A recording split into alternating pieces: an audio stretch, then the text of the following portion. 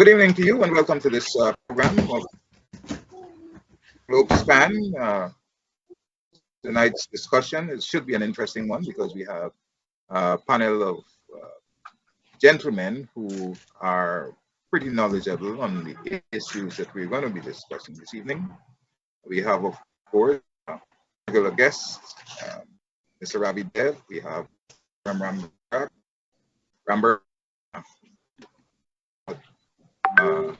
David Hine, and Professor Terence Blackman. And so we'll be talking about wealth in distribution in Guyana, whether that's skewed or not. But before we do that, the elections in the United States have just been completed. And I know that you gentlemen who have been following the developments in that country and those who have been living there, some interesting things happened preceding the elections, and might not have been what was expected. I think a lot of people expected the Republicans to perform better, but unfortunately, I think people are more sensible than we thought they were not. Gentlemen, you are Professor David Hines, Professor Blackman, Professor Rambarak. You gentlemen have, and even my dear friend Ravi, what are your thoughts on the election first, and then we'll possibly talk about what are like impacts you believe on the politics and relations in Guyana. So I don't know, Ravi, you want to start? First of all, what are your thoughts about the outcome? I'll take a stab. Yeah, I don't think it should be a surprise of the level of interest, apart from the furor over Letitia James's comments in the last few weeks. We have had a relationship with the United States going back to the 1960s. And if we didn't learn from that time, that as the saying goes, when they sneeze, we get a cold down here, then, something ought to be done to us. So yes, I think the United States elections are very important in terms of Guyana. And one of the things I like to caution everybody whenever I talk about is that in looking at America and looking at ourselves in our relations with each other, what governs American interests is they always say that there are no permanent enemies or permanent friends, just permanent interests. So as we look at the American election, our interest should be as to what are those who are elected, how do they see their interest vis-a-vis Guyana? I think that's the main thing. So we have the Republicans coming out, it appears, with a slimmer majority than they thought they would have in the House, because typically during midterms, the votes swing about 20 to 27 seats. So I think what is projected now, NBC projected that they'll end up with around 222 to the Democrat, about 213. So it's a much narrower margin, but yet they'll be controlling the House.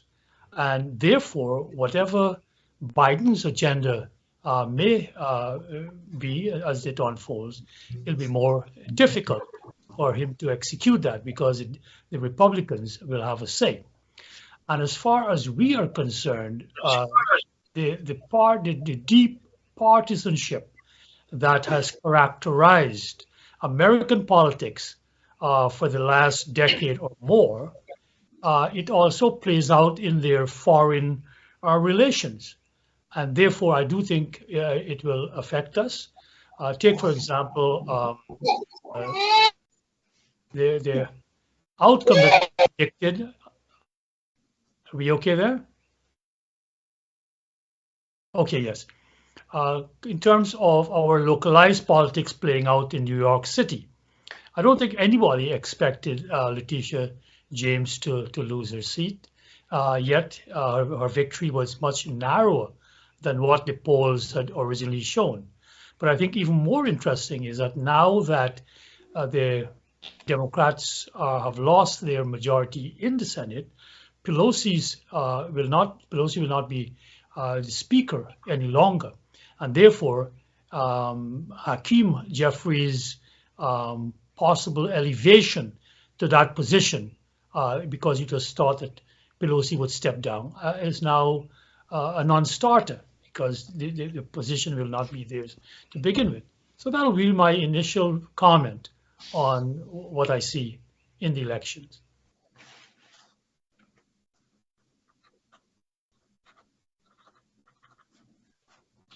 You want us to jump in? Ramra? Okay. Well, before this election, I think the general feeling among some people was you're probably going to see what they term a red wave, meaning you will see a lot of Republicans getting elected and so on. And I think the hope on the side of the Republican was that they would be able to put a stop to whatever President Biden was trying to do. So they were hoping that they would control both houses, the House of Representatives and the Senate. So I mean, it's not a presidential election, and generally, as Mr. Dev says, you do have people who will ride on the wave of the president. If he's popular, then people will kind of gravitate towards him and his policies. So therefore, it makes sense for him to support certain candidates. So I don't think we have seen that sort of a massive red wave as people were talking about. But the votes are still being counted. So the decision on who controls the Senate is still not going to be done, I guess, until maybe Friday, because it seems like Arizona or one of the other states are asking that they have until Friday. So they have elections here too, believe it or not, election issues. But certainly the House. I mean, the House is important because, and it does seem like the Republican will control it. According to the U.S. Constitution, the House deals with all kinds of issues dealing with taxation and finance. So that's kind of built into the Constitution. So the new Speaker of the House, assuming it's not going to be Pelosi, is going to have some kind of say in how things. And basically, what they'll try to do is to kind of, put a check on what Biden is doing. Unfortunately, it does seem like we're probably going to have some kind of a stalemate.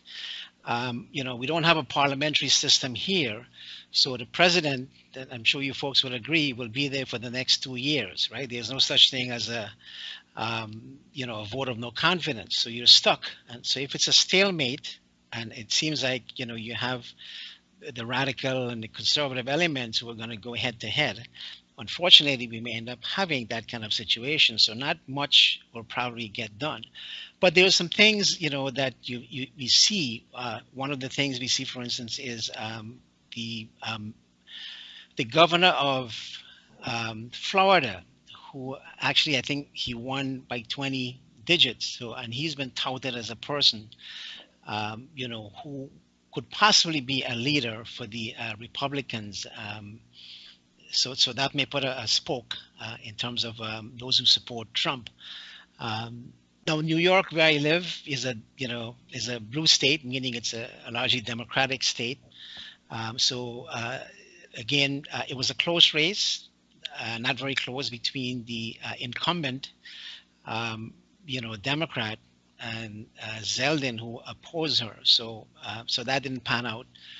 But there are some gains that the Republicans have made. Now, in terms of the broader foreign policy, I don't see much changing here.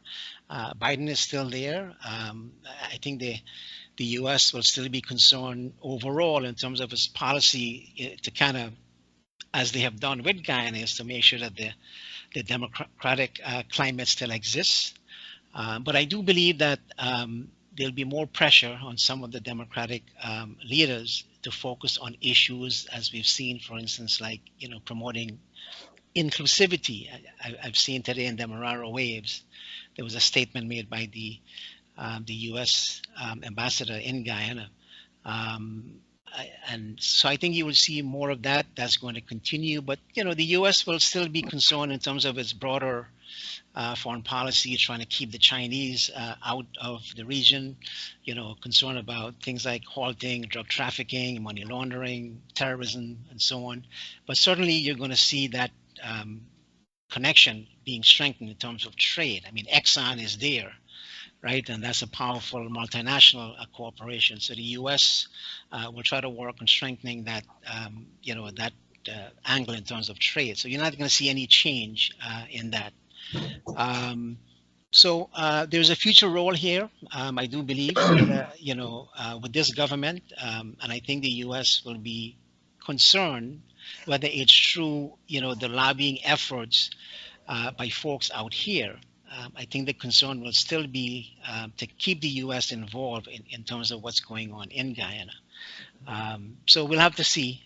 But in summary, I don't think this is going to change anything in U.S. foreign policy. It's going to make some changes in who controls committees in the House of Representatives, because the majority party, will have their chair people installed in these committees. And even though they're there for 2 years, it is a powerful, institution. And as I said, anything dealing with taxation and finance. So we're probably going to be more affected here in the U.S. Than the folks out there outside of the U.S. Mhm.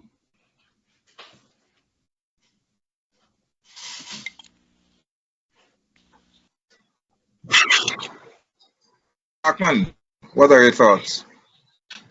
So perhaps I should begin at where Betaram sort of ended.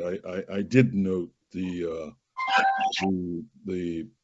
words of the U.S. ambassador urging Guyana to be more inclusive and at a faster pace, in the sense, go beyond some of the cash grants by focusing on sort of long-term growth for all nationals. And I think this is, in a sense, consistent with the kind of inclusive message that, in a way, sort of won the day here in the United States. I think as a colleague noted, there was a clear expectation of a red wave. People were already sort of fitting themselves out for victory, and I think that there was a real strong sense that on the part of many people across the United States that some of these, in a sense, some of this had gone too far, and Democrats showed up, as was just noted, and perhaps not fully appreciated. The turnout in this election was far more significant than the turnout that is usually the turnout that one expects for midterm elections, and I think that this bespeaks a certain kind of vigilance on the part of the population as it relates to these questions of securing the democracy and ensuring that that the democracy is an inclusive one. And as you mentioned Florida's Governor DeSantis, I think one should also mention the winning of the victory by Wes Moore in Maryland, one of the first African American governors of the state of Maryland. I have a friend who contested for the governorship in Arkansas. He lost, but he ran an excellent race. He won. It came very close in the state. Lost the race to Sarah Huckabee. So I think what this speaks to is that the kind of runaway sense of not caring and really pushing the democracy, I think has sort of come up against the forces in the culture that have been quiet, but who want a kind of more prudent, radical, consensual center in the democracy, and I think this is good. I certainly think that it's I would say for Guyana, what this means, I think it augurs well for Guyana in the sense that uh, that there are forces which will help to temper the excesses of Guyana. As we can see, the ambassador already clamoring and asking in a very serious way about inclusivity and about ensuring that the benefits of the oil economy sort of redounds to all Guyanese. So I think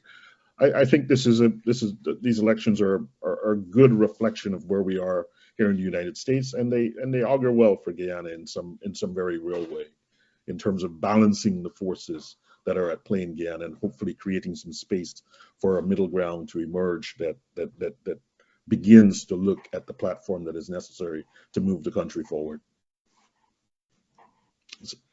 I'll leave my comments there.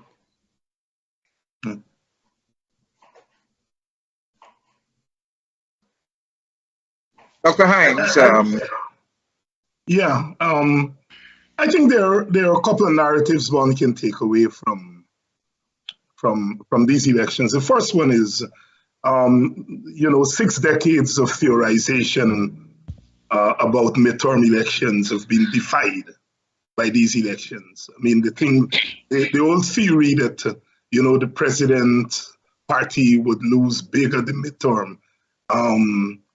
These elections have proven that theory to be wrong, and it's the first time in 60 years since John F. Kennedy won big for the Democrats, or the Democrats won in 1962 in John F. Kennedy's midterm. This is the first time that the president's party has not really lost. So I think a lot of questions will now be raised about this settled theory about midterm elections.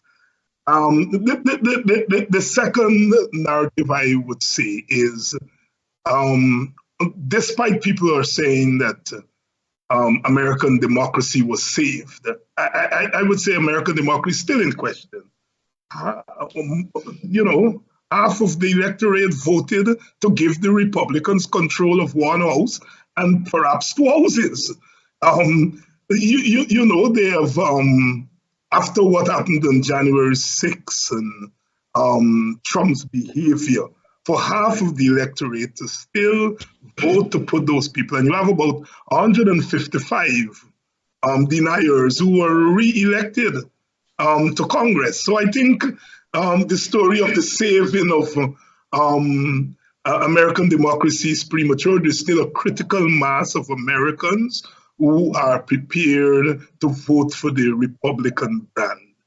And I think it's too early to be shouting about saving of democracy. Kenny said the West is in trial. I think we can invoke that and say American democracy is still very much on trial, even after these elections. The third narrative is the fact that African American candidates did very well in statewide elections. Believe it or not, since Reconstruction, we've only had 6 senators elected statewide, 2 governors. And when you look at Cherry Beasley in North Carolina, you look at Letitia James in New York, and you look at the fellow in Arkansas and Maryland, that Dr. Blackman thing, and you look at some other races, you are seeing better returns for African Americans in statewide races.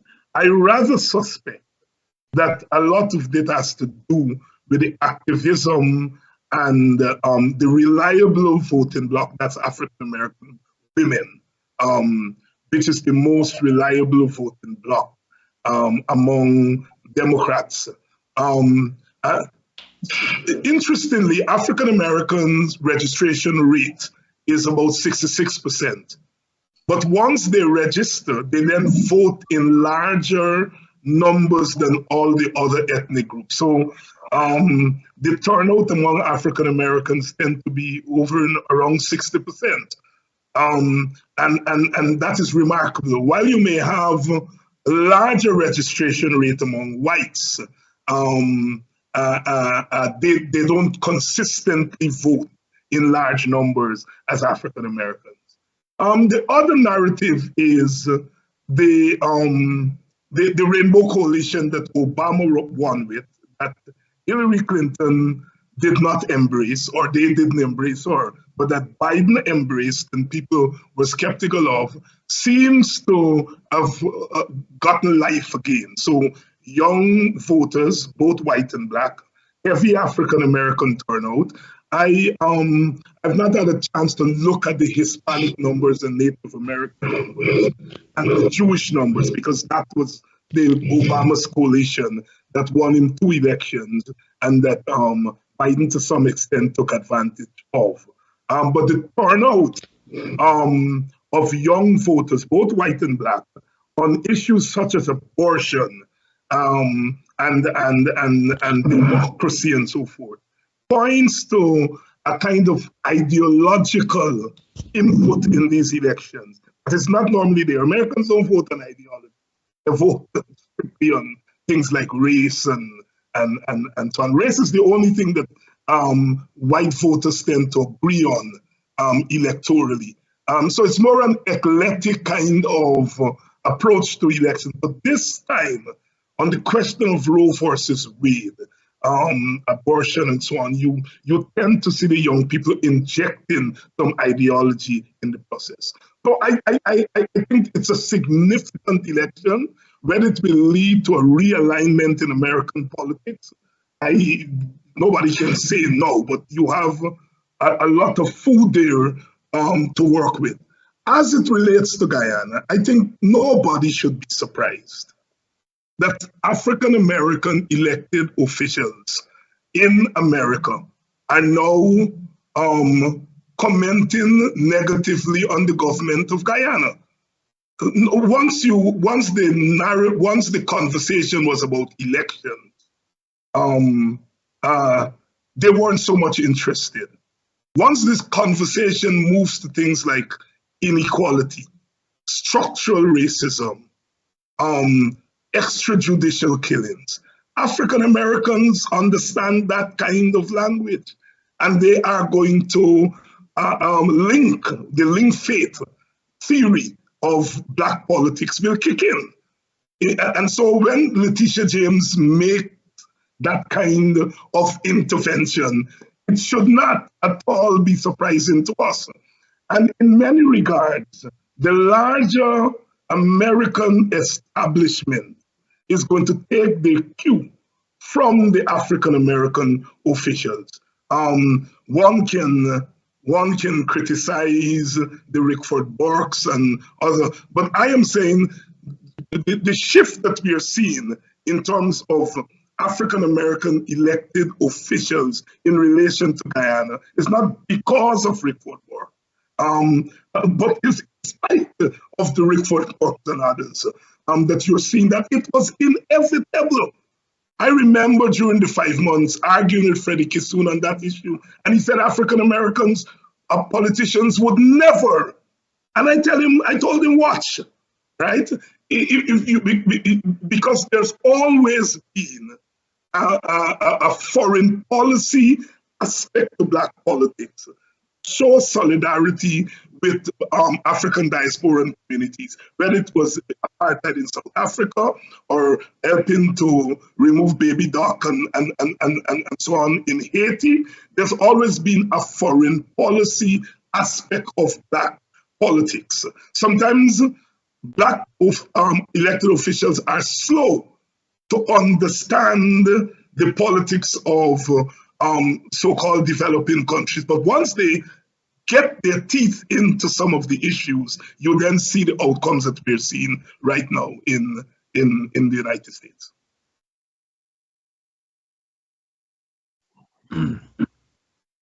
But hope we understand that there has been a lot of interplay, even in the American elections. We've been watching some of the videos on Facebook where the Indian community in particular were being urged to vote for the Republicans because one speaker was saying that, look, it's the Republicans who are responsible for the change in government and bringing back democracy to Guyana and so on. Did that really have an effect on the outcome in those communities, do you believe? Who you're asking? Ravi, what do you think? Well, I think one of Ravi. the, coming back to that whole Letitia James intervention in Guyana politics, upon that meeting that Rickford Burke convened, was to mobilize the Indo-Guyanese community in Crete. I don't think they have ever been well organized as traditionally the African Guyanese community of Brooklyn have been. They have been much longer, along with the rest of the West Indian community. When I went to New York, I went to Brooklyn College, and Flatbush was then very much Jewish. And I saw, West Indians like myself from all the other islands, including Guyana. It has now completely changed, and Letitia James, is from that area there. Hakeem Jeffries also, where they're interlinked with Caribbean people very, very intensely. The church has played a great role in that. The church is very strong in these communities, and therefore they've been exposed to these politicians, as is usual in American politics, to use those fora to take their message. So I think what you're seeing, however, is, in my estimation, when I lived in New Jersey, but I used to go over to Queens. The community was just beginning there. And I think it'll be interesting to see how this plays out, whether this initial spurt of activism in the Indian Guyanese community will now be fanned to grow and to bring their numbers into bear, as is the American way. It is as American as apple pie.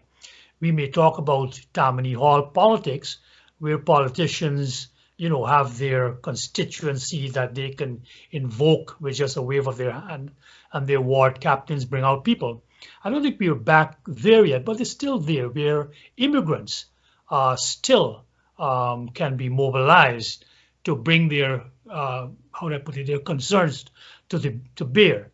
So I don't think that the Indo-Guyanese mobilization in Queens was very significant, but I think it's a beginning, and I would predict that that kind of mobilization will continue.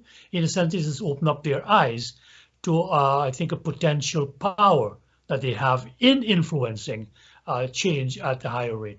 I think the Indians from India, they have been much more adept in participating in the American political system, and you see all over the place at all levels. You're seeing Indian from India. They've been elected, and the Guyanese have really lagged. So, for example, Letitia completed her meeting before the election in Jackson Heights, a traditional area for Indian Americans.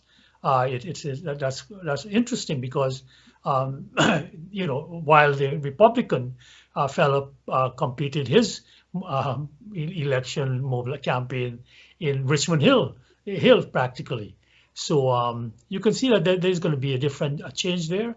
So again, I want to conclude by saying in this election, I don't think the Indo-Guyanese had any particular impact on it, but I believe it is the beginning of a mobilization that over the years, their numbers can matter, because at the very minimum, we are told there's about 200,000 of them in the New York metropolitan area. What's your view, Dr. Rambarak?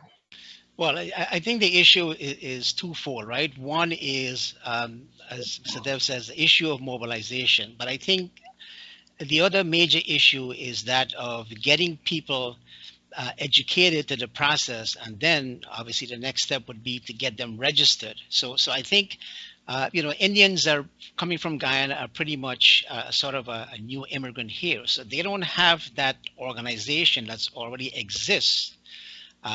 For instance, when African Guyanese are coming here, through the churches and so on. So that's a whole process that's been going on, whether you trace it back to the 60s and the civil rights movement and so on. So it was easy to have that alliance. And I don't think it's very difficult for people like Jeffries. I know, we keep recalling his name, but I don't think it's very difficult, to be able to touch base with Black leaders here and get them to focus on, what's going on in Guyana. And I do think the issue of racism, discrimination does, have a significant impact, and folks will respond to that. So I think with the, and I don't have any data to back this up, but having lived in parts of Queens, I can tell you one of the challenge has been to get this community to be registered, to get them acclimated to this whole political process and get them involved. And that has always been a challenge. And if you look at some of the people, who have run in the Richmond Hill area during elections, I think that's one of the complaints, right, that they have made over the past. On the issue of, how Indians would react to whether it's towards Jeffries or Letitia James, I think it's a natural reaction. If we're making the assumption that the rational voter in the United States or Guyana will vote on the basis of their interests, I think it's a natural phenomenon to assume that Indians, if they were, going to vote, they would have that, that image in their head. So therefore, they may be Republicans because in their mind, it was a Republican administration, that pulled them out of that morass after 5 months. So I think that, again, I know people would say, well, they're Republican, but I think that's something we have to accept, because if we're saying that people vote on the basis of their interests, and as countries do act on the basis of their interests, then I think that's a reality we have to accept. And I think that if you maybe do some research and survey on this, you would find that most of the Indians, whether they're in Richmond Hill or other places, I'm seeing most of them would have been sympathetic to maybe a Republican, despite all of the images that comes out of the Trump era. I think you would see support for that, because they believe that the savior was, a Republican administration, and I don't think they'll forget that easily.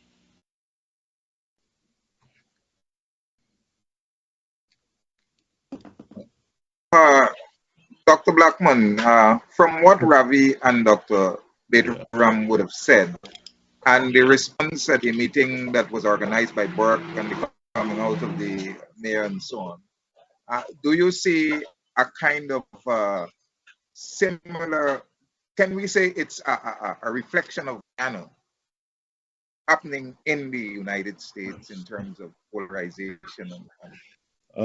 Yes, but let me, since I have this opportunity to say, I think what this reveals is a kind of way in which our politics is fractured. So first, let me say, in my role as a professor at Medgar Evers College, I've had on a number of occasions the opportunity to interact with the Attorney General and with Congressman Jeffries. These are individuals of the highest caliber. It is unfortunate that our sort of small politics of Guyana can cause us to speak in a way that in some communities one might perceive as extremely demeaning to people who have really worked tirelessly on behalf of the community. So, for example, Letitia James has been a leader in the development of Medgar Evers College, the Medgar Evers College Prep High School that sits there. She's been one of its strongest backers.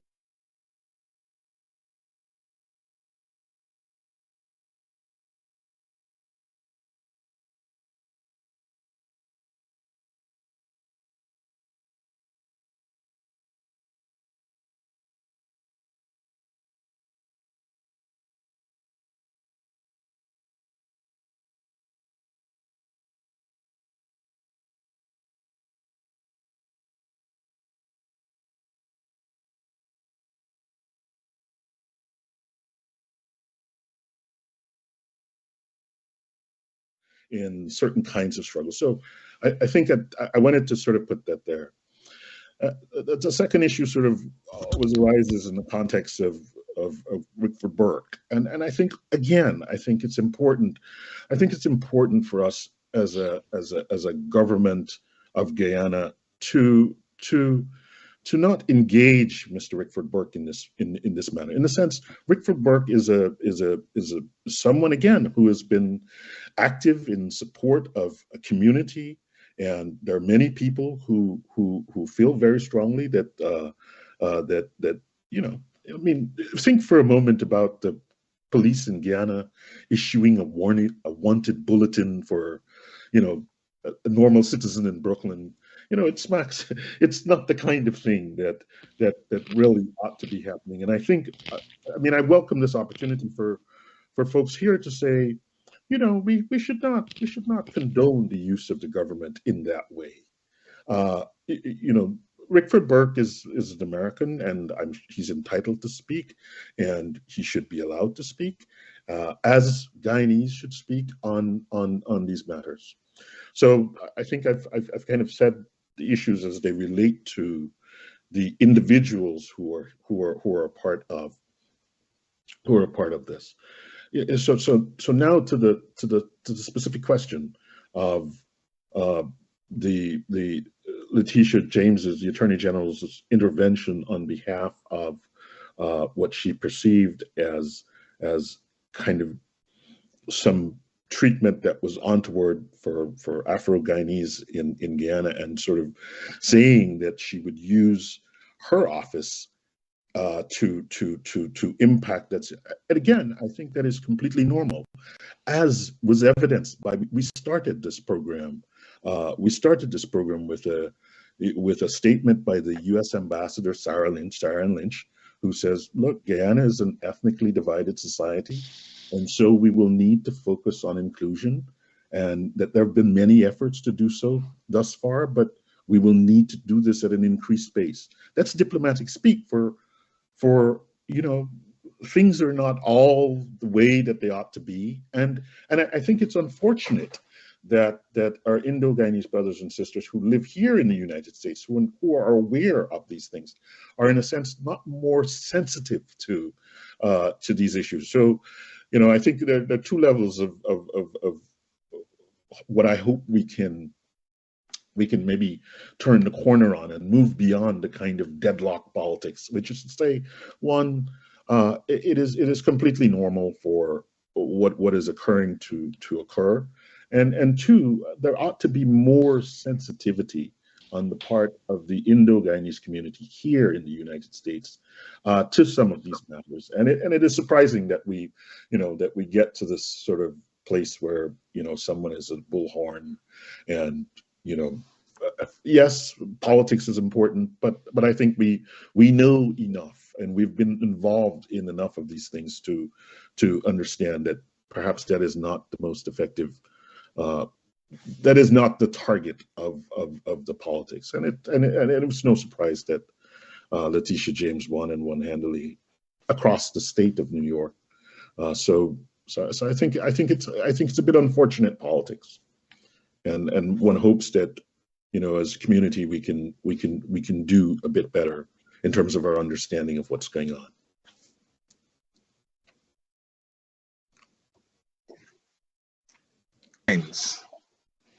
What are your thoughts?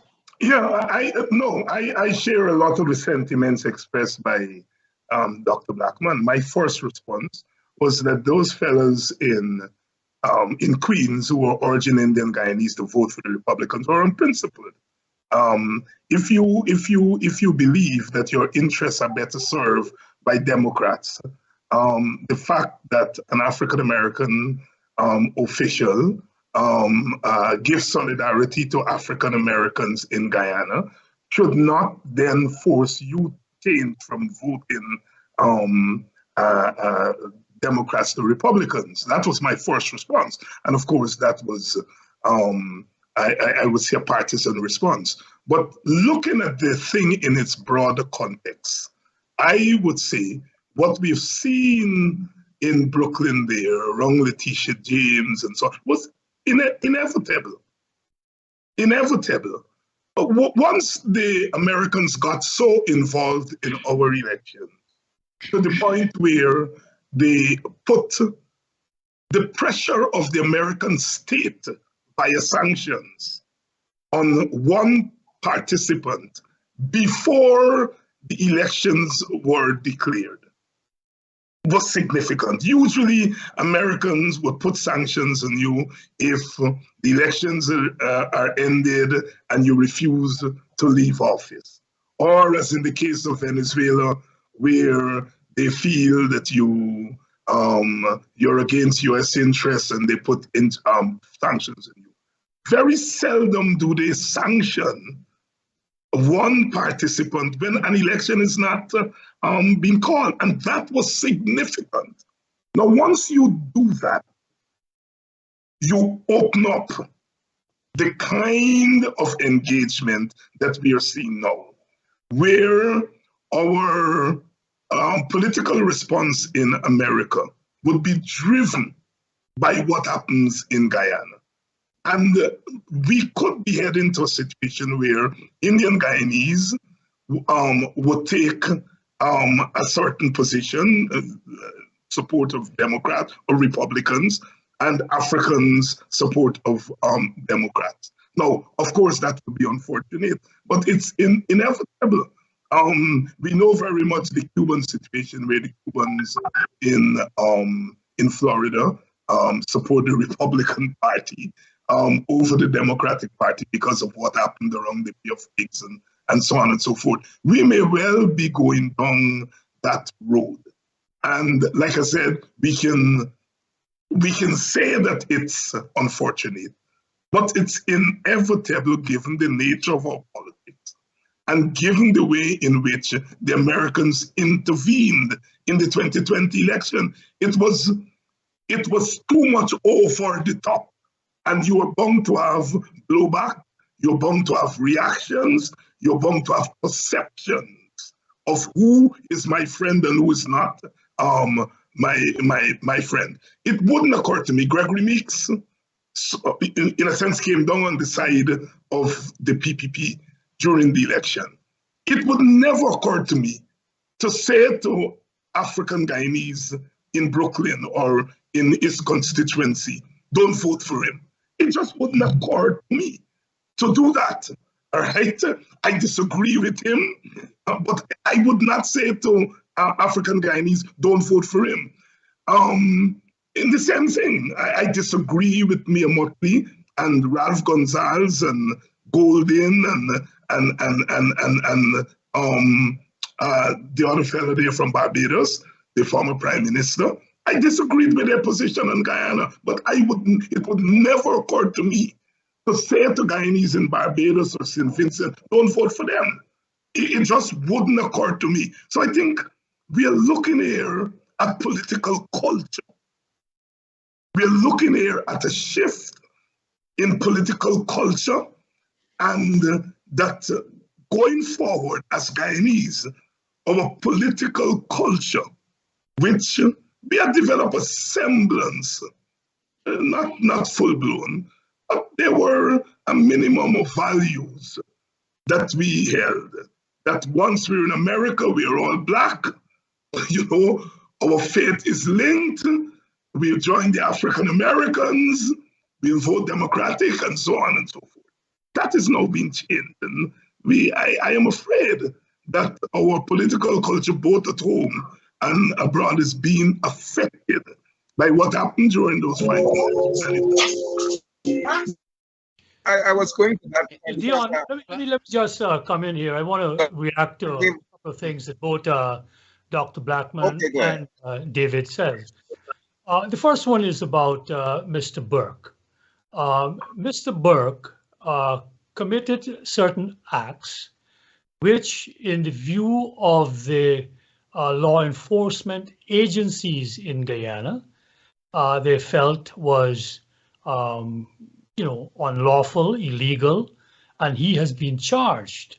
So that is something on the books that is there. As to whether he is guilty or not, that is something for the courts to decide. So we have to accept that there are at least probable cause for him to be charged. And I notice he of recent has made a counter charge and filed a case. I think UC Anderson filed a case for $500 million against Gail Teixeira. So these are legal matters which we can't deny in terms of the fact that they were made, as to whether they are going to be proven, he's going to be proven guilty or innocent. That's left for down the road.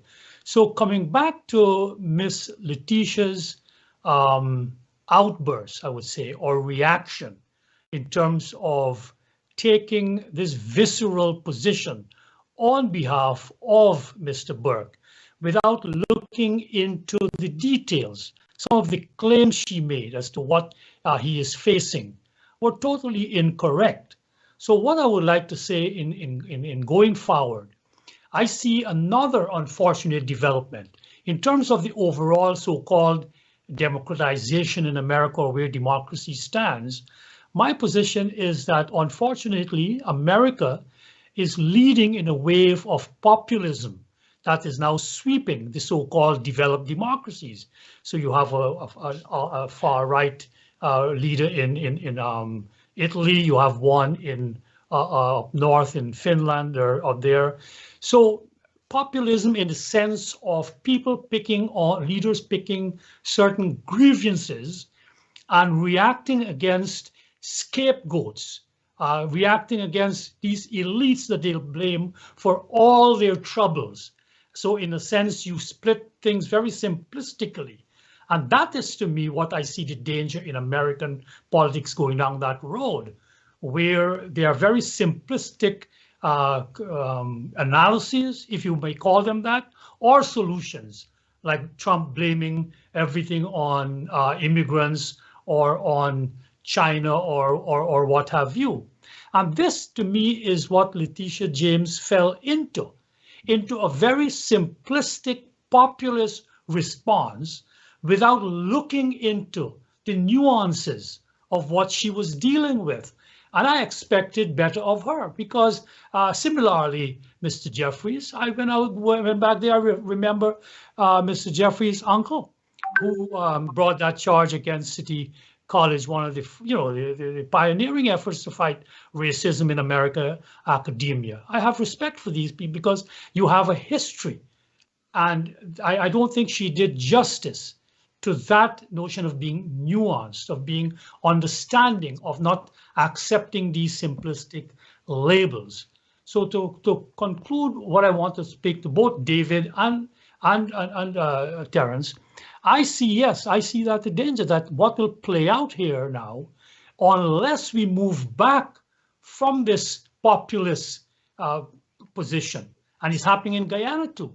So take, for example, denouncing Trump and his group as election deniers, as David did, for doing the exact identical thing in Guyana, which I wrote a column and a letter last week, talking that the PNC is going down that road, or the opposition is going down that road of this populism, denying what occurred at the last elections, denying all of that. We don't need that. I think we got to be much more nuanced if we are to work out of this morass that we find ourselves, both here and in United States. So if I may add also. So if okay. Just quickly, and I don't want to repeat, what's been said. I think we have to respect, and I think what concerns me here is, when we talk about a political culture in Guyana, it is a fractured political culture. And my concern is, we were kind of sort of making the argument that one side has the moral authority to speak and do what they have to do. When we talk about people, and it seems that's the sense I'm getting here, that Indians will vote for a Republican, and maybe not support Burke or Letitia James, we have to respect, if we're saying that they're going to vote on the basis of their interests, we have to respect that, because they come out of a tradition that they've seen a situation in Guyana and they are reacting to that.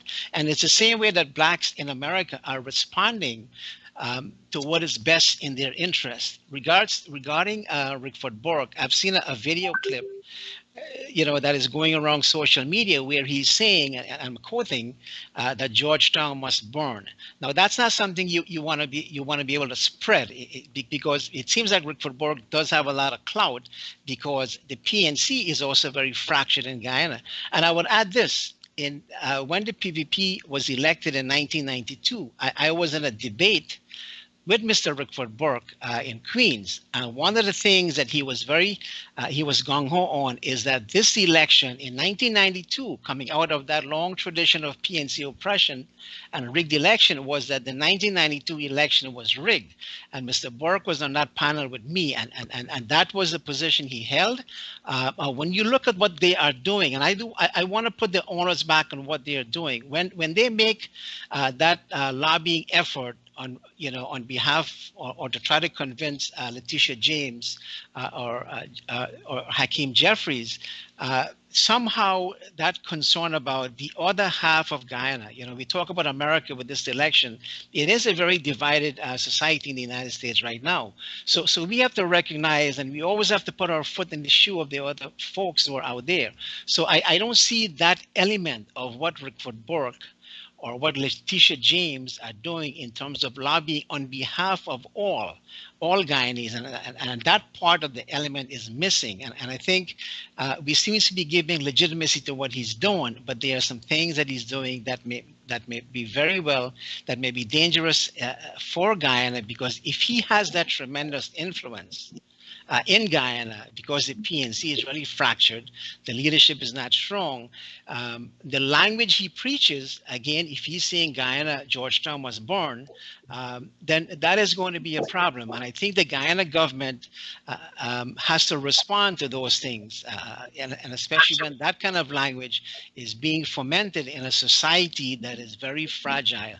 And I think we all agree here, that Guyana is a very divided country. Nobody's denying that. And I think we have to be careful how we kind of proceed with that. And I think that would be part of my concern about this whole narrative about when we talk about the Guyanese political culture. Can I? Yeah, well, while you respond, Professor and Dr. Hines, you don't want me to ask you to respond, David. While you have your response, how do you factor in the U.S. ambassador's intervention during the elections in Ghana and Letitia James's position in relation to situation in Ghana? Can we draw a parallel in terms of, do we say that it was wrong from the election commission and so on, as Ravi is trying to say that Letitia's coming out is really out of place? Go ahead. Are you asking David or me? Me? If I go, yeah, Dion, look, I disagree with Ravi and Betaram. This is not about Rickford Burke. It is not about Rickford Burke. Letitia James's intervention is no more simplistic than the U.S. Secretary of State's intervention under Trump. What his name was, I can't remember his name now. All right. If our intervention is simplistic, then his intervention was equally simplistic. And the U.S. ambassador to Guyana, Pompeo, was equally simplistic. Because I would think that Letitia James understands Guyana more than Pompeo would ever understand Guyana. Yet Pompeo's intervention is seen as principled, and her intervention is seen as simplistic. No, Rafi, it's not about Rafi Dev. It's not simplistic. Our intervention is grounded in a history of Black linked fate. And I stressed that at the beginning. It is easy for a Letitia James to smell what African Guyanese are claiming is happening to them in Guyana. The program is not about whether their claims are right and wrong, but the fact that she hears it. It's not about Rickford Burke. It's about something deep within the Black belly. And so therefore, to reduce our intervention as support for Rickford Burke and not as support for the complaints of African Guyanese, I think misses the point. And like I said, in any case, if she is simplistic, then Pompeo and others were more simplistic than she was. Yet they are held up as saviors of democracy. No, democracy is not just about elections. Democracy is also about extrajudicial killings, the right to life. Democracy is also about equal distribution of resources. Democracy is also about fair wages for those who work for the government and those who work outside of government. Democracy is also about equal access to resources in the society. I understand that Indian Guyanese hold up elections as their narrative of suffering, but African Guyanese also have narratives of suffering. Extrajudicial killing, like I said, the right to life, is very much a part of it. And so therefore, when Letitia James speaks to that human rights, that right to life, that African Guyanese are talking about, she's not being simplistic. She's grounding in a long historic relationship among peoples of the African diaspora. I hear a lot of my friends, for example, say that they thought highly of me, but now they don't think highly of me because I didn't validate one narrative at the last election. Well, those same friends don't say anything about extrajudicial killings. They don't say anything about the young woman who was arrested for telling her client not to speak. Look at the lawyers who were on the street. 90% and more African Guyanese or Indian Guyanese brothers and sisters were not out there. And I am not condemning them. I'm saying that Indian Guyanese see election as genocide. And African Guyanese, on the other hand, see extrajudicial killings as genocide. And one is not superior to the other. And until we come to understand, and Ravi, you have written on this, until we come to understand that each group has its own suffering and no one is superior to the other, then we are playing with more trouble. And that's why I say, David, is that I expected Letitia. You see, when I agree totally with you, you know, I'm the one who introduced the notion of linked faith in Guyana. Dyson's, you know, linked faith back 20-something years ago when he even visited and we spoke to him. The point is, however, is that when Letitia invokes in that very visceral language of brother from another mother, evokes that whole race talk, it resonates in our divided society differently than in America. You get me? Where Yes. You know, African Americans suffered, and you know, the whole Jim Crow laws and all that. Guyana, I hope we will concede, is a country in which independence was given to an African government. Led government and ruled for 28 years and all that. So Letitia and others who intervene from outside have to be, that's the way I said, she was simplistic in terms of the language she used in intervening into a very combustible situation in Guyana. And I think she added flames to that. And I think we got to be careful there, because I don't think you can make a direct analogy of what happened in America versus what happened in Guyana. You can't do that. That'll be too simplistic. And the last thing I want to say is this. One of my sorry, go. Yeah. Go ahead, Ravi. After you're done, it, Professor Blackman, I would like to hear your thoughts. In our whole discourse here, David, one of my disappointments on, and I thought the opposition would bring this up, is that to put whatever is going on in Guyana here within some kind of framework of activity, rather than, this is when I call it populist again. There's no framework. So coming back to all the demands you have and coming back to what we were supposed to talk about tonight, inequality. No one mentions we are acting within that whole framework of the victory of neoliberal principles.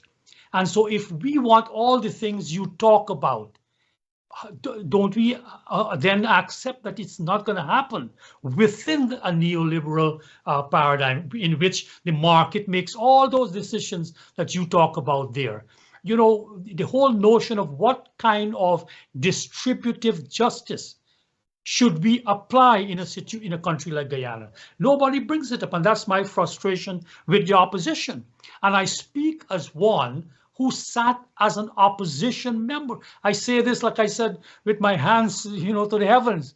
I was always an opposition member, you get me, who marched for, in 2004, Ms. Guyana complimented me, who spoke at the Square of the Revolution for a new voters list, for an inquiry into, you know, Gadraj's thing and so on. But somehow we get lost that we must have all of what we say or do. It can't be just reacting to racial commonalities based on, as you say, based on what, you know, the legitimacy of the same skin. That's being simplistic. It is being simplistic. We have to. I go back to Rodney and his analysis and how we're going to be thinking. I noted again. I want to finish this in 2014. Dr. Clive Thomas, in addressing some of these same questions of inequality and what's going on in Guyana and all that, he at least brought up within a theory as to the implications of what Piketty showed when if capitalism is to go forward, what's going to happen as it plays out within groups that are situated differently in any country. I close with that. Yes, Dr. Blackman, let's hear your thoughts. So we've taken a detour, but I think it's an important detour because in a way, we were aiming at, we were trying to treat the complex issue as if it were much simpler than we were in our conversation being a bit simplistic.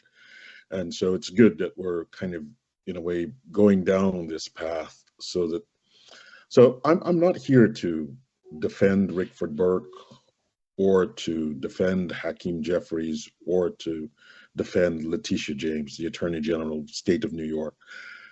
She can do that far more ably than I can. But I simply think that we should, in this kind of way, Ravi just made the point of the way in which something resonates. It's, you know, this is someone who is the Attorney General of the State of New York. This is not someone who is engaged in simplistic work. And so to kind of assume that, you know, her use of language, her defense of is something that was sort of done without thought, and maybe it's not the thought that one would agree on, but just to ascribe that character to this is, I think, perhaps not the appropriate thing to do. And, you know, we might want to rethink how we characterize their actions. I mean, and I'm sure, you know, I can offer a way to think about this, but I'll leave it to you to sort of see that that's perhaps not the most appropriate characterization of the actions of the Attorney General of the State of New York, particularly one of the first African-American women to hold that role, right? So I want to kind of leave that there. I want to speak just for 1 second on the question of Burke. And again, I while we were talking here, I just quickly Googled what exactly was Mr. Burke charged for, right? And just to give a sense for Ravi, that it from a distance, and I think this is what we expect people to do, that it's clear that this is not a situation where, you know, there is some, you know, well-defined legal process, and you know, when one reads the story, you know, the reporters have implicated Burke as being someone behind some organization called GNN, and this is some, you know, a conspiracy to commit a felony. What is this? That these individuals were writing negative stories. And you know, this seems, it seems it's the kind of thing that from a distance, it's the reason why Letitia James would listen to this and say, this is the kind of thing we hear all the time when it's completely made up, and the actions that are being taken are not necessarily actions that are being taken for these things, but they're actions that are being taken because there's something behind what's happening there. And that is as clear as the day, and the antenna of many people are raised when they see that. So again, it's not to say that there is not a process, but one should look at the kind of, you know, flimsy nature of what is there and say, you know, an objective observer reading this would think something is probably not right about what's happening there. And there's no need. And I think this is part of what I also find is, you know, at times troubling for us. There is no need for, we devolve so quickly to the kind of, you know, defense of our racial camps that we can't have a proper conversation about what has actually happened. And, you know, we get so quickly to the place where we begin to demonize people that we can't say what has happened. What do we need to do? What do we need to change? What do we need to change it to? How do we cause that change? Because we can't have the conversation with each other. And again, you mentioned my last thought on, so I've dealt with Letitia James and Mr. Burke, and then Congressman Hakeem Jeffries. You mentioned your knowledge of his family and the role that they played in the African American community, not just Congressman Jeffries, but you know, his antecedents. And so particularly in relation to Leonard Jeffries at City College. And so I think that when you speak to them, you should understand that in the same way that you kind of you speak to the way in which this might resonate in some community, one should also be mindful of the way that it resonates.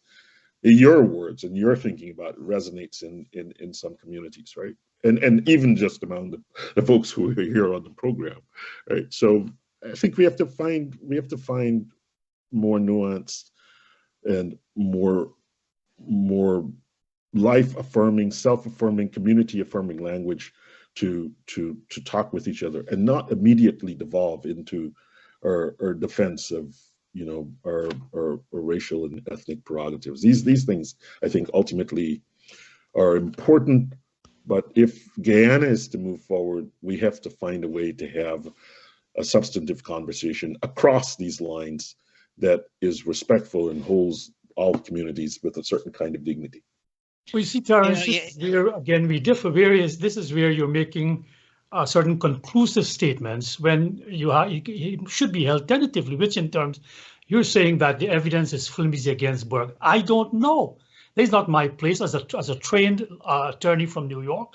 I wouldn't say so. This is the evidence. There were charges made, and based on those charges made, you know, they issued a warrant. It is not for me to Ravi, pronounce what I'm saying is that I happen to know those reporters. I know Gary Eliezer. I know them. So you can't make. So I'm saying this is the Attorney General of the state of New York. This is not just some random person. To her being very, I see this as a danger in America. This whole notion of the populism that has descended in, for example, in England on both sides. In America, I see the both sides descending into this populism and not holding on to liberal principles that has sustained democracy. Well, you know, if I may, just let me make one last point. I think this is a reflection. Of, this is a micro, for quite a while. Yeah, I think this is a. And while you talk, Doc, I'm sorry. Go ahead. Finish up.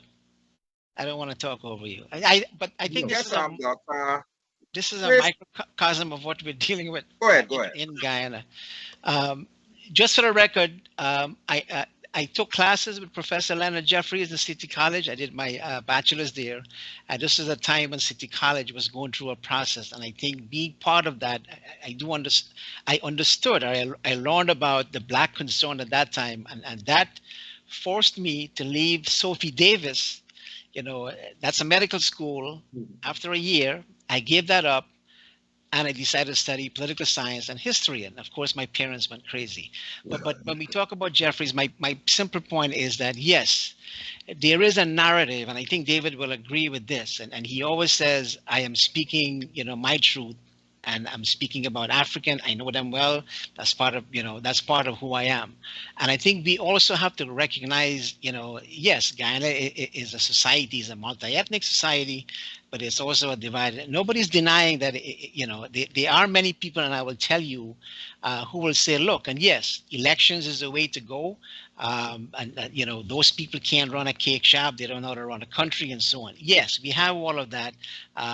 But the problem is we have that divide that we need to go beyond. And I think, where Professor Blackman is agonizing is you want us to get over that hill. But the problem is this is where we are. And I think that, we were supposed to talk, we'll have to have another session on economic wealth We haven't gotten to the distribution. economics discussion yet. But I think we have been having this discussion for a long time, and I think all of us here would be dishonest to say that there is not a racial problem in Guyana. In my view, I think there are three issues that are going to be dominant issue. I think the issue of race and ethnicity is going to be one. Right? I think corruption is going to be a second, and I think the issue of wealth distribution, which we were supposed to be discussing tonight, and I think those are the issues that will dominate, Guyanese politics, so to speak. But my point here is that it is a discussion that we have been engaging, with for a long period of time, and I think we have to understand. And I think this is where the difficulty comes in. Is we see our truth as the truth, and we don't see that there is another truth could be out there. So we have to find a narrative that really take both elements. And of course there's the Amerindian that nobody seems to talk about, Guyana's Forest people. They are now becoming part of the narrative, and I think the discussion about that has to continue so we can find that whole. But one of the things I'm trying to grapple with, and I've done this for a long time now, is to make an assumption that we're all Guyanese. The Guyanese is really, a sort of, that's who we are in terms of nationality. But we're all different culturally. We come from different backgrounds. So instead of being one people, we should be, focusing on unity and diversity. We're many different people. So we have to find a formula that really gets us to a position where we can all respect each other. We may not understand the other side, but we have to understand that we're living in this territory, which we call Guyana, and we have to do that with self-respect and respect the other side and their views. Now, having said that, there are some issues that are going to be issues that we have to grapple with. When we say things like, we're talking about whether it's executive power sharing or, we want to be able to take the oil money and, apply it to all of these years of oppression and make it part of reparations and so on. That's all well and good.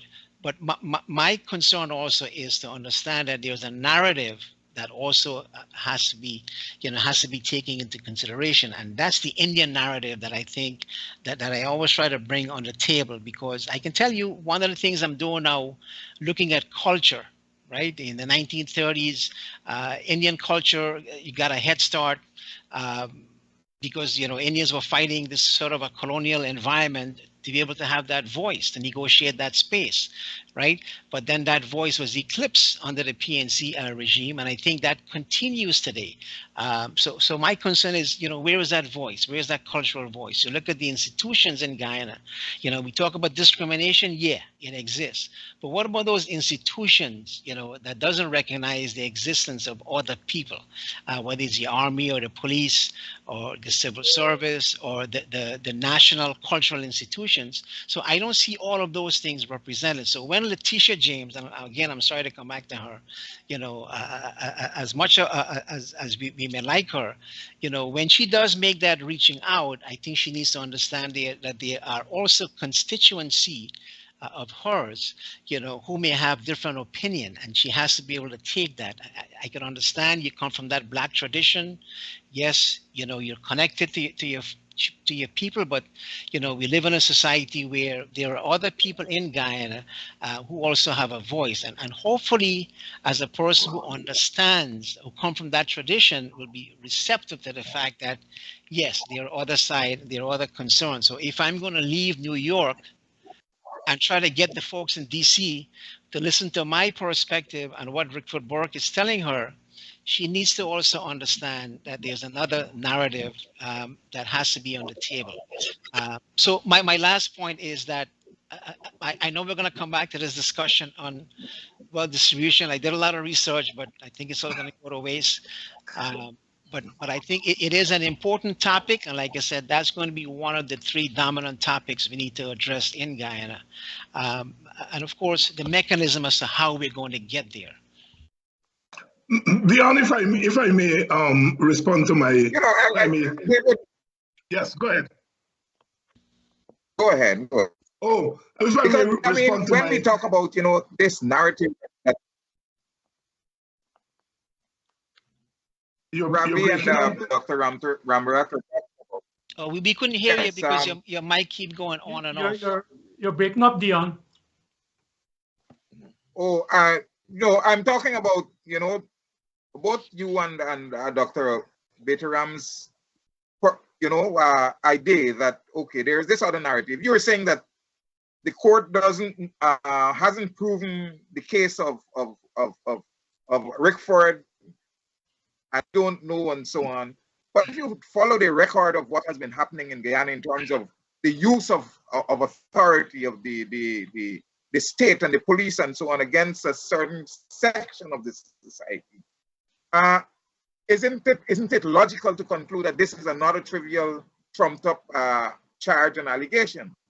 And Not then necessarily in the law. That is talking about the police force and all of that, and we're ignoring what is happening there. No, you see, Dion, Has he really gone into looking at how many people? Look, currently the current Minister of Home Affairs, they're battling to get Indians in the fire service, in the police force, in the army. We can't force people to take up what they don't want. The idea that somebody's locking them out is totally absurd, right? Nobody's locking them out of these positions, and you should know that. David, I don't know what you think about this. Yeah, well, you addressed something for me. Let me respond to that. You see, what you're saying is that you must look at the general and then apply it all the time to the specific. In law, it doesn't work like that. You get me? You got to take in law, you take each specific case and you judge it on its own merit.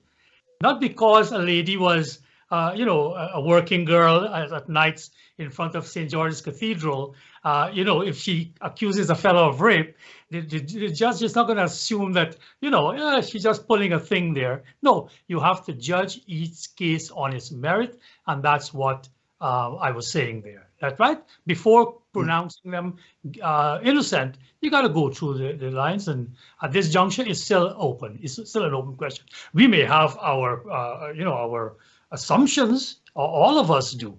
You get me? We may have assumptions. I feel the fellow in Skewed, Boston was his name. I think he was assassinated. I have that's my feeling about it. And I will speak that.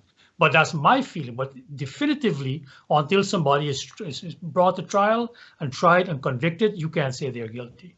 Okay? But by the same token, there are accusations that there was an attempt to rig the elections.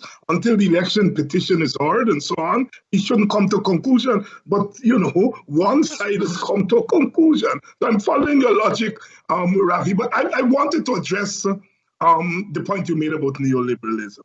And Dr. Betaram also talked about the recognition of the narratives of the different groups. So I assume he's talking about the multiracial thing. Now, Ravi and Betaram, you know that Black Marxists have always come to Marxism from our own experiences. That is different from European Marxists and maybe Indian Marxists or so on, right? C.L.R. James, the very Walter Rodney that is idealized by African Guyanese, right? And influencing guy.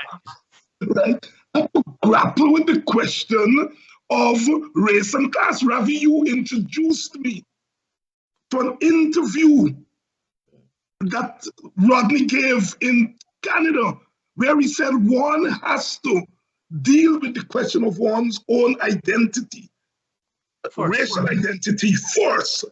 One has to come to grips with the question of racism and anti-racism so that tomorrow one can join with other groups. And so therefore, this thing, I hear people say all the time, Rodney was a Marxist, and I laugh all the time because he was a Marxist, but like most Black intellectuals, he was more than just a Marxist. He was a Marxist, he was a nationalist, he was a liberal, because Blacks He was a Pan-African and a Pan-Africanist. Blacks have always, all of us, we have had to integrate all these various strands, and the women will kill me if I don't say no. Feminism has to be part of this Black axis. So it's not about being a Marxist or being a nationalist. It's about all of that. And Ravi, my thing in relation to Guyana is that I would not allow myself at this time, when the central issue before us is about how we divide the resources that God has blessed us with in a racially inclusive way, as the Americans are telling us every day, even today. When that is the issue, I am not going to allow anybody to get me caught up in discussing neoliberalism, just to get me my eyes off the prize, so that they can carry on their thing. No, there is going to come a time when we will have to deal with the question of neoliberalism, but we will have to deal with it together. You, me, Veteran, Dr. Blackman, Dion Abrams, and all others, we deal with it together. I am not going to allow myself to be distracted by that discourse. The real discourse, the clear and present discourse, as the Americans are telling us. I have to call the Americans now, telling us that the real issue before us is about inclusivity when it comes to the distribution of resources. So yes, I recognize class, I recognize gender, but that is not; those are not the central issues at this time. And they also said to accept the election results, boy. Well, I have not declared That's the based winner upon what of you the said, election, Ravi. you know. Ravi, I have never declared the winner of the election. I don't know who won, because both sides have presented their evidence. And I was waiting on the court to make a determination, but apparently the court will not be allowed to make a determination. So we will never know. Yeah. Dr. Blackman. See, I'm not going to comment on elections. I think the question is, as Dr. Hines rightly says, and I, let me say again what the U.S. Ambassador Sarah Lynch has said. Right? She talked about in the area of cash grants that have been delivered countrywide to marginalized groups to cushion impacts of flood and COVID-19. She said the Guyana government needed to do more. These short-term grants do not mean long-term sustainability. So we're encouraging them to focus on efforts that will create sustainable growth for the entire country, no matter ethnicity, no matter race, no matter gender, and no matter geography, because there is a bit of a rural-urban divide here. So I think that, we're being given the marching orders. And as Beta Ram has nicely sort of characterized it, perhaps we have to, in order to ensure that no matter race, no matter gender, no matter geography, we somehow have to have some articulation of race, gender, and geography.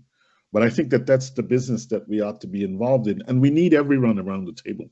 And I would say further that some of these things that tend to kind of, exacerbate the differences between the Indo and Afro-Guyanese communities are precisely the things that distract us from doing the job that we need to do.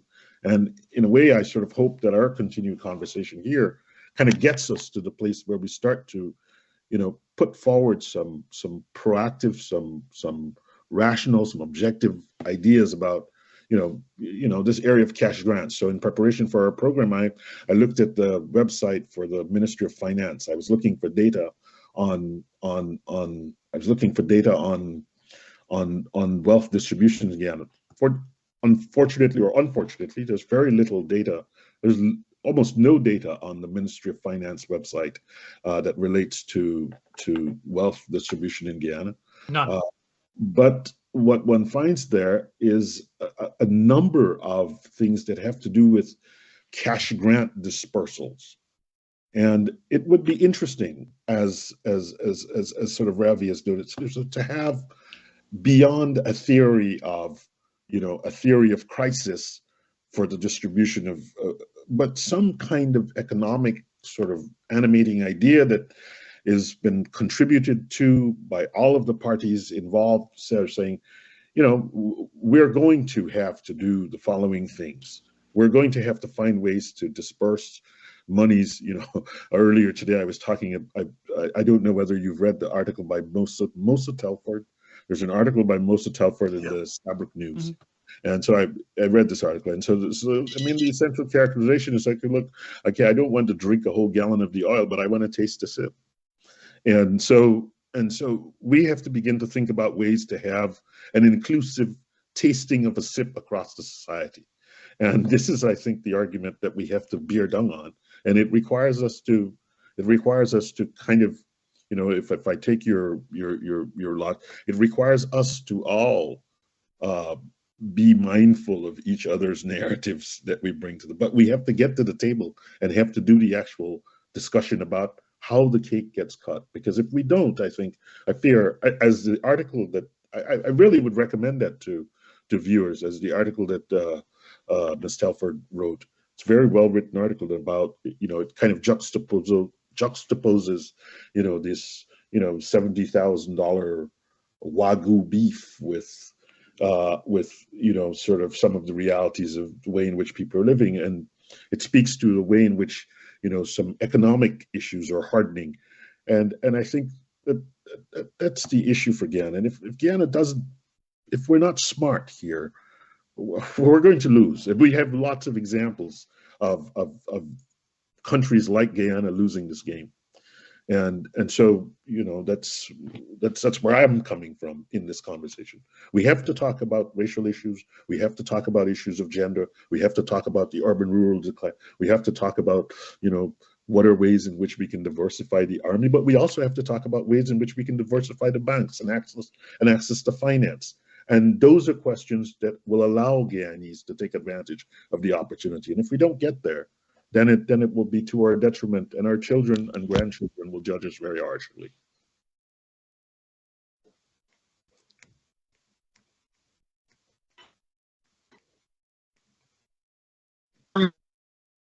What is up? Discussion. So you're breaking up. You're breaking up. We can hardly hear you, Mr. Abrams. I don't know. Probably it's the internet. I'm saying that we've wormed our way into the substantive discussion for the evening in terms of the distribution of wealth and resources and so on. Do you believe, David, that,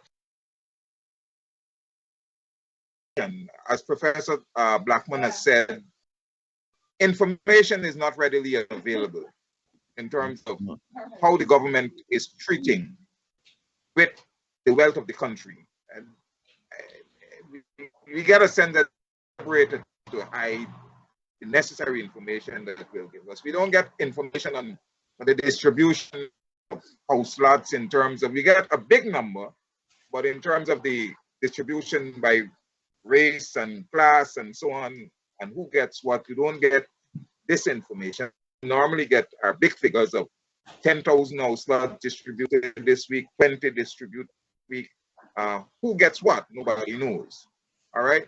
So, but wealth and oil and gas and the distribution of these resources, how do you factor that into the current interplay? Gentlemen, I was told this was a 1.5 hour program. Yes, and actually, I have Mr. something Abrams. scheduled. And, Yeah, we are actually over time now. If we could go to closing comments. It's 1.5. Maybe we can continue with our Yeah. assigned topic at our next, next time. Yeah. Next week, yes. Yeah, it's too. We can't just polish it off. It's very Yeah. important and critical. Yeah, we're close. Closing comments, since I have to leave, is this: that unlike those in politics from both parties, I don't think we can neglect the ethnic question. This is what I've been saying for the last 32 years, having returned to Guyana, and it still is relevant. And this is the danger of ignoring the neoliberal paradigm, which ignores all these nuances and talks in gross terms about markets. David, and that's where I'm coming from. So in a sense, as an African Guyanese, I would think you need to weave that. And I'm, in a sense, I thought I was doing you a favor to present the complaints within a paradigm that goes to the heart of the matter, as Walter did back in the day when Marxism, ran rampant. In closing, this is what I would say, that we talked about that, both sides having their narratives and all that, and how do we reconcile them.